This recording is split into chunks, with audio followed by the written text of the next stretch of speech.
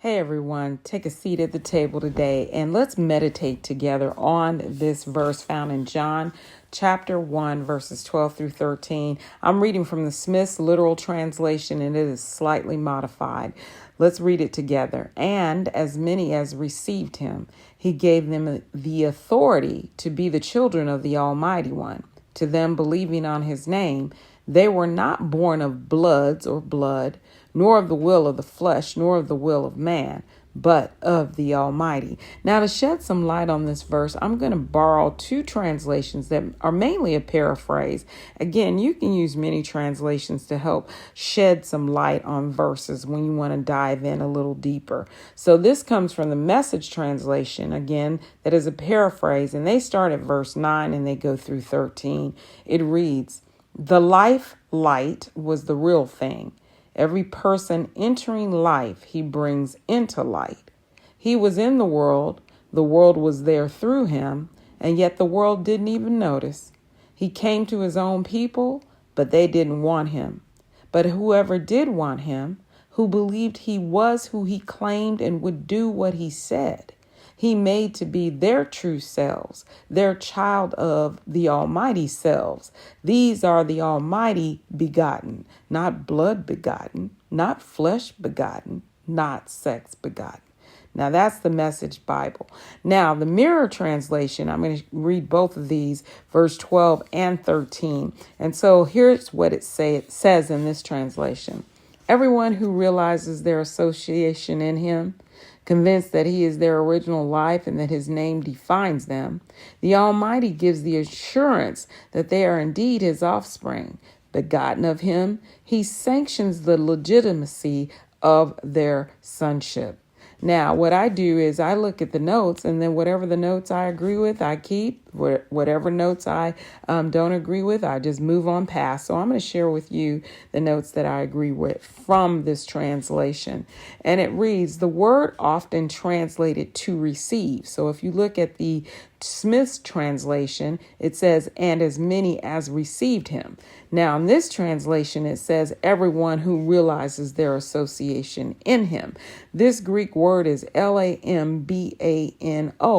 which this translator's note says that this means to comprehend, to grasp, or to identify with. So if you look at that, and if you were to look it up, I suggest that you actually do that. But if you look at it in the I think it's Brown, Drivers, and Briggs resource, it means to take, to admit, or to receive. So, in other words, you could think of this one as everyone who admits their association in him. Okay, and here's the note. This word suggests that even though he came to his own, there are those who do not identify with their true origin revealed in him. And like many Pharisees, they behave like children of a foreign father, the father of lies. Now, here's the additional note. It says, neither the Almighty's legitimate fatherhood nor his ownership is in question. Mankind's indifference to their true origin is the problem.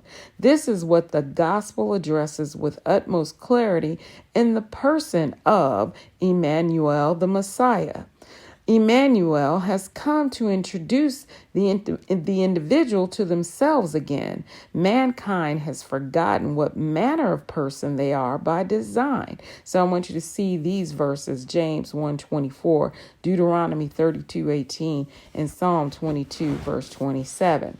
Now, also, there's a reference to John 1:3 in this translator's notes, and it reads, "The Logos is the source. Everything commences in him. He remains the exclusive parent reference to their existence. There is nothing original except the Word. The logic of the Almighty defines the only possible place where mankind can trace their origin." Now, we know this in Genesis, where it says, "In the beginning, the Almighty created," right? And he said, let us create him in our image and our likeness. So all mankind are originating from the Almighty, the source of the Almighty. Now, here's another reference to John 1:4. This translation renders it, "His life is the light that defines our lives.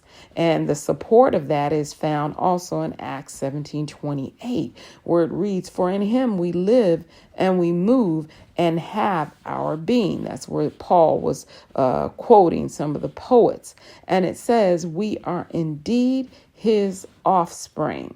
Now, think of 1 John 5:20. Again, in the Mirror translation, it reads, "He has come to give us understanding, to know him who is true, and to realize that we are in him who is true." So when we read through, like I said, we can use these additional translations to breathe life. So let's look at verse 13. Verse 13, it reads, well, let me share this one note. When you look at where it says in the Mirror Bible, it says his name defines them. In the Smith's literal translation, it says right there, it says one to them believing on his name. So here's the note. This translator in the Mirror translation says every family in heaven and on earth originates in him. We know that. That makes sense based on Genesis. His is mankind's family name, and he remains the authentic identity of every nation. And again, I would slightly disagree with that to say that that's if that person receives him as their identity. Let's listen to how the Mirror Bible translates verse 13. It reads, quote, "These are the ones who discover their genesis in the Almighty, beyond their natural conception. This is not about our blood lineage." Now, I disagree there. I do believe the lineage as far as the house of Jacob is concerned, it is about that because the whole covenant is regarding Abraham and that the nations are grafted in. Okay, so let's keep reading anyways. This is not about our blood lineage. Again, you noted my disagreement there, but basically what he's saying is we don't get caught up in, our genealogy. But it says, or whether we were wanted or an unwanted child. This is about our Yah or Almighty begottenness. I'm paraphrasing there, substituting Almighty for God. We are not the invention of our parents. In the incarnate Messiah, we realize that we are not here by chance or accident or by the desire of an earthly parent. Neither are we the product of a mere physical conception.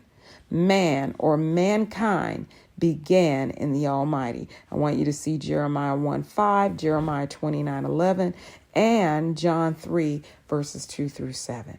So y'all, thank you for joining me with this meditation. Now, for those of you who have already said yes to the King, just keep doing it, keep pressing, keep being blessed in all that you do. For those of you who have not, I pray that there's something in your spirit where he is pulling you, towards him, and that all you have to do is say yes and commit to a life of beginning and to develop and learn him and develop in your relationship with him, that you learn to live a life walked out with the Almighty, with him carrying you in his hand. So I pray that you just say yes. Now, for the rest of you all, be blessed, do what you do, be happy. Again, go forth and do all the things that he's mandated for you to do in this lifetime. Be blessed, y'all, and amen.